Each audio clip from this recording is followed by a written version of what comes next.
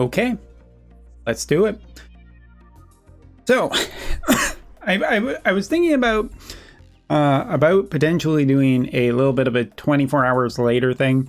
As you can see, 24 hours later, and my Vizier stash has gone directly through the floor, which is a little sad, but not all bad. It's not all bad at all. As a matter of fact, wait for it. It's somewhere. Oh, right, of course. What am I thinking? It's not that type of vision card, right? Gotta show it for proof. Proof of death of my resources as actually being valuable this time. All right, so Umber's here today to talk about two things. Number one, we are going to be talking about a arena week in JP, and I think globalers might want to know about to get potentially ready if you kind of care about arena. I think this is kind of a fun little thing. And I also want to talk about who's been around for not too terribly long, but I've seen some stuff and I want to talk about him in terms of the performance I've seen and the teams that I have also seen. All right. So talking about the news that came out today on JP, we know that a Grand Arena is coming up, and that'll be on February 26th. Starting that, it starts on the 24th for the practice runs, and then on the actual 26th is when the real thing begins, such as it always does. Now, honestly, there wouldn't really, I normally wouldn't talk about these kind of things because honestly, I think that it is just a big old pile of whatever. But dear viewer, excuse me, look at that. Look at that, what's on the screen right now. Now, I know you might be wondering, is it? Could it be true? And it actually is. So what is Grand Arena? Grand Arena is where you will have an auto battle with a party you have organized, set by yourself and other players using arena orbs. In addition, various party formation conditions are set for each Grand Arena. This time around's rules are the unit rarity must be SSR or lower. Dear God, they actually went and did it. That's right. So for the current one that will be coming up on JP very quickly, we essentially have a really maybe rough, depending on whether or not you have been upgrading your low tier characters. Of course, if you've been going through stuff, it's going to be an interesting week to see no URs. I would dare say that this is probably one of the most exciting weeks in Arena, not because of personal, like what you actually have, but this is a little Wild Westy. I mean, it's not like there's been really any new SSRs released for a very long time, but seeing like with the new vision cards that have popped up and everything, the new espers and whatnot, I'm curious to see what teams actually end up doing very well this week. It's kind of very interesting. And to just kind of highlight something, I'd like to show off a little bit of a build by someone in my group here on the JP side. This version of Ishtola, who 8k HP, 2200 magic, 108 speed. Pretty cool little build here. 100 accuracy too, just in case someone's going to try and do some evadey shenanigans, which also might be a thing. So yeah, this is actually noteworthy. It's pretty cool from where I'm sitting. I'm going to say that this is really positive, and I like when they do stuff like this. Because if it's just like specific elements, certain players can be left out because they don't have enough or good enough recent characters, and characters, it's always 100 cost now and everything like that. So doing something like this is really cool because, I mean, basically every player can do this, organize it. Of course, there will still be advantages for paying players. You got to do that in a gacha game, but yeah, neat. All right. And now let's talk about who is very much my pain for... I did try a few extra pulls for him and didn't get anywhere with him, so that's sad. But talking about O's performance, Of course, I've seen some videos. I've seen him organized basically around katanas so far, being that, what's his name? Garuzin. And I have that character, but I don't talk about him almost ever, so it's not super relevant.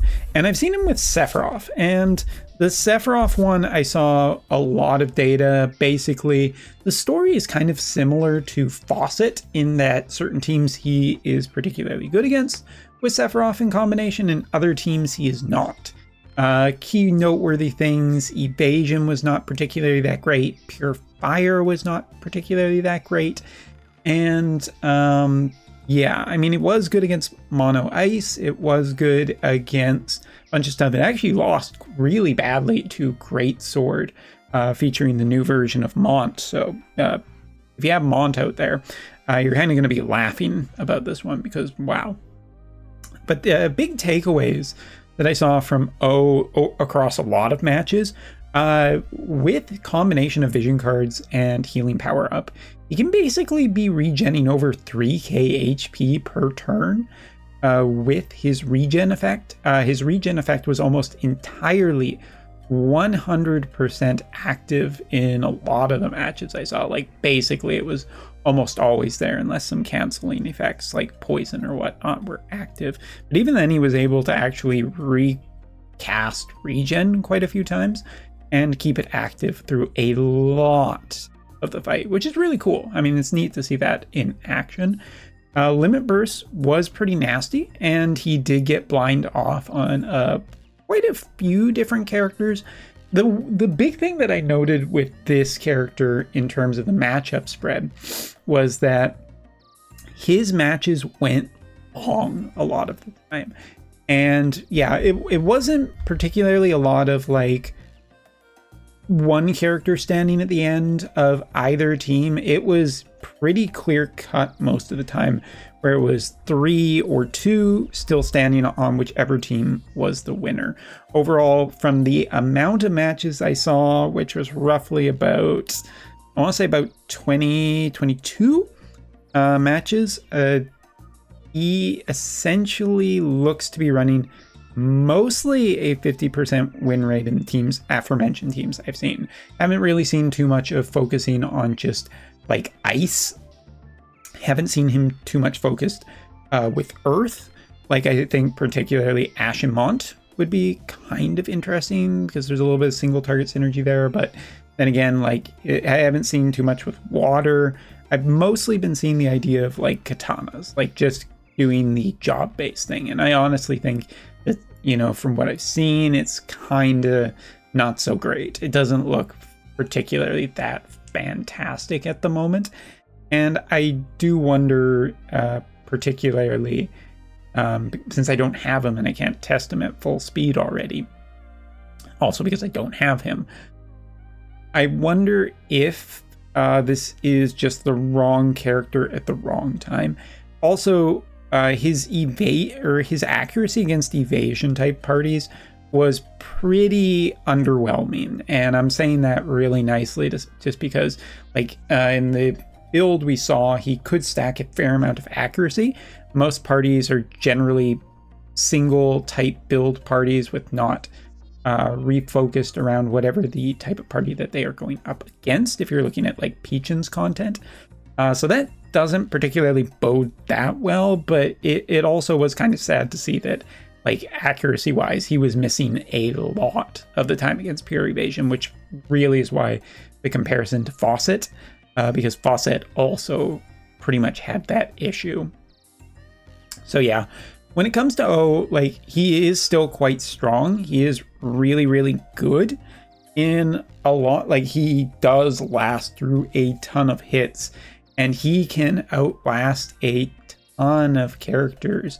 But if something starts going wrong, if it's not particularly going that well for him, then we get to a point where I feel like you will be let down by his performance more than a little bit. So I'm basically saying I do like O, but in the same way that I like Fawcett, they're neat characters.